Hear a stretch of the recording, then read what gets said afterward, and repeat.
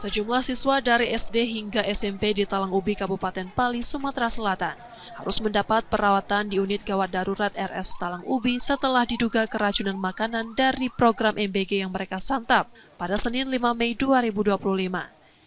Tercatat ada 64 siswa dari 5 sekolah yang menjalani perawatan. Hal tersebut dikatakan Wakil Bupati Pali, Iwan Tuaji, saat menjenguk siswa yang diduga keracunan makanan tersebut.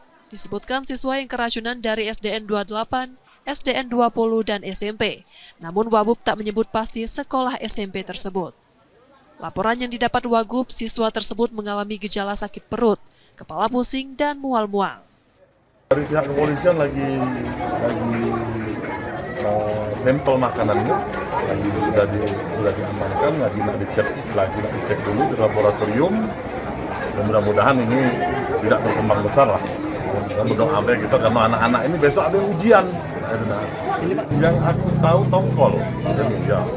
Kan tongkol suwir apanya tadi kan itu, tapi lagi posisi tadi Pak Kapolres sudah sampaikan lagi diambil sampelnya untuk laboratorium supaya tahu penyakitnya apa, biar dikasih obat apa tuh bisa tahu dokter kita.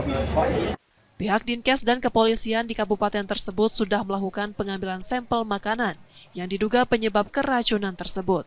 Hingga 6 Mei 2025, data Dinas Kesehatan Sumsel mencatat siswa yang terdampak mencapai 174 orang dan 8 dirawat. Tim Liputan Kompas TV, Pali, Sumatera Selatan.